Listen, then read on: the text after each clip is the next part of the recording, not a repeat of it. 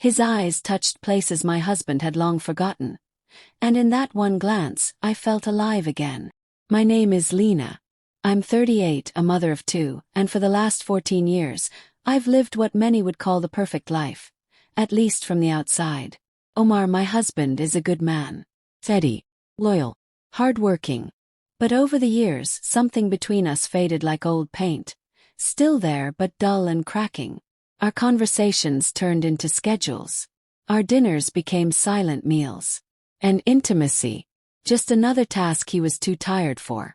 I never thought I'd question my marriage. Until one afternoon, when Zion came back. I hadn't seen him in nearly 2 decades. He was the boy next door who moved away after high school, the same boy who once helped me climb the mango tree in my parents' yard and laughed when I fell right into his arms. That boy was now a man, tall, calm, and wrapped in a quiet kind of mystery. He had returned to sell his late aunt's house, now directly across from ours. And on that first day, he looked at me like time hadn't passed at all. "Lena?" he asked with a smile that stirred something buried deep inside me. "Zion." I could hardly believe it. The storm in my chest started the moment our eyes met. Over the next few days we exchanged pleasantries. Small things at first. But small things have a way of growing when your heart is hungry for attention. I began noticing things. The way he listened when I spoke. The way his gaze lingered just a second too long. And the way my breath caught when he said my name. At night, I would lie beside Omar, staring at the ceiling, remembering how Zion's voice made me feel warm and wanted. Omar barely noticed the change in me. He was too busy, too tired, too far. One evening, after another cold dinner and a one-sided conversation, I stepped outside. The sun had dipped low, painting the sky in soft blushes. That's when I saw Zion again, standing on his porch, coffee mug in hand, watching the same sunset. I don't know what made me walk over. Maybe loneliness. Maybe curiosity. Maybe something deeper I wasn't ready to name. "Mind if I join you?" I asked. "Not at all," he replied, pulling out a chair. "I was hoping you would." We sat in silence at first, but it wasn't awkward. It was warm, magnetic, like the pause before a first kiss that hasn't happened yet. "Lena," he said quietly, "are you happy?" The question struck like thunder, not because of what he asked, but because no one had asked me that in years. "I don't know," I whispered. He turned to look at me, and in that moment the world felt hushed. No kids, no chores, no marriage falling apart. Just his eyes and mine. Before I could say another word, thunder cracked. A summer storm rolled in, sudden and wild. Rain poured like it had been holding back for years. "Come inside," he said, grabbing my hand as we dashed to his front door. Inside, soaked and breathless, I laughed for the first time in months. "You're drenched," he said, handing me a towel. I took it, but our fingers touched and lingered. A touch, that moment, held something dangerous, something beautiful. And as the storm roared outside, my heart whispered the question I was too scared to answer out loud.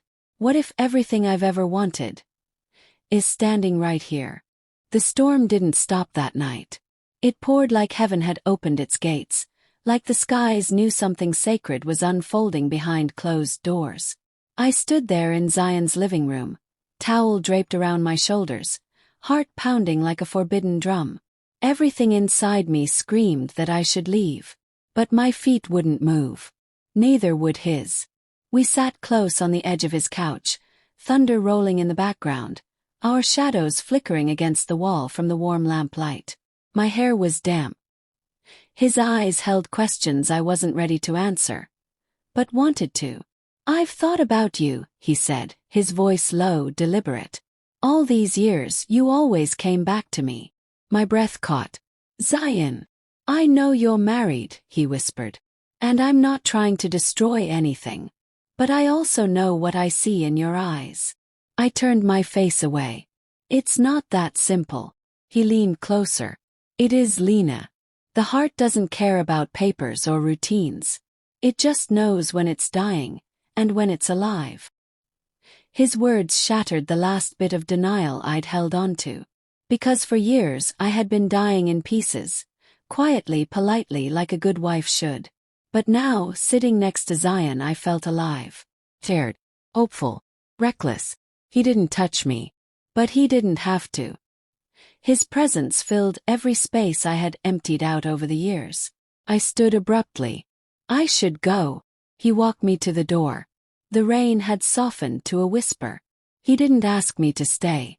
But when I stepped outside, he said the one thing I wasn't prepared for. If you ever need to be seen again, you know where I am. Days passed, but I wasn't the same. Omar noticed eventually. You've been quiet lately, he said over breakfast. I've always been quiet, I replied, hiding behind my coffee mug. He didn't push. He never did. That was the problem. I was a shadow in my own home. Later that week I saw Zion again, this time at the grocery store. It was innocent. Or maybe it wasn't. We stood in aisle 3, surrounded by cereal boxes and heartbreak. You look tired, he said. I don't sleep much anymore. I can tell. Our hands brushed as we reached for the same brand of coffee. And there it was again, that fire. He stepped closer. Why are you punishing yourself, Lena? Closed my eyes. Because if I let go, I don't know who I'll become. He smiled gently. Then let's find out together. That night, I didn't go home after errands. I drove past our street. I sat in my car outside Zion's house until the lights turned off in mine. Called him. One ring. Lena, he answered, voice thick with sleep. I'm outside. He was at the door within seconds. I didn't wait. I walked straight into his arms. We didn't kiss. We just held each other. That was more dangerous than any kiss could have been. I don't want to break my life, I whispered. He pressed his forehead to mine. Then don't. Let's build a new one instead. Pulled back. And the kids. Omar. I'm not asking you to run away. I'm asking you to come back to yourself. His words pierced through me. I had lost myself in being a wife, a mother, a quiet woman who never asked for more. We talked all night. About memories, regrets, and dreams too wild to say aloud. The clock ticked away, but time stood still. By sunrise, something inside me had shifted. The next morning I sat across from Omar. The kids were at school. The silence was thick. I need to talk, I said. He looked up, surprised. Okay. I told him everything. Not about Zion, but about the emptiness, the loneliness, the years of pretending. To my shock, Omar cried. Why didn't you tell me? I did, I said softly. 1,000 times. You just stopped hearing me. We didn't fight. There was no screaming. Just quiet truths laid bare. He asked if there was someone else. Pause. There's someone who reminded me that I'm still a woman. Not just a role. That was enough. He understood. I moved out for a while. Stayed at my sister's. Not with Zion. I needed clarity.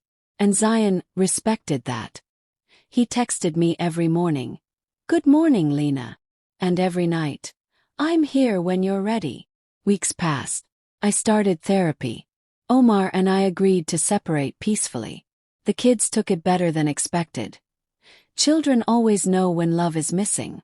One rainy afternoon, almost like the first, I stood on Zion's porch again. This time not by accident. He opened the door. His smile didn't ask questions. He just pulled me into a long, quiet embrace. I'm ready now, I said. He looked into my eyes. Then let's write the rest of your story. Together. And that's how my second chapter began. Not with fireworks or scandal, but with slow-burning truth and a man who saw me, when I couldn't even see myself. Because sometimes love doesn't knock. It returns. Just when you need it most.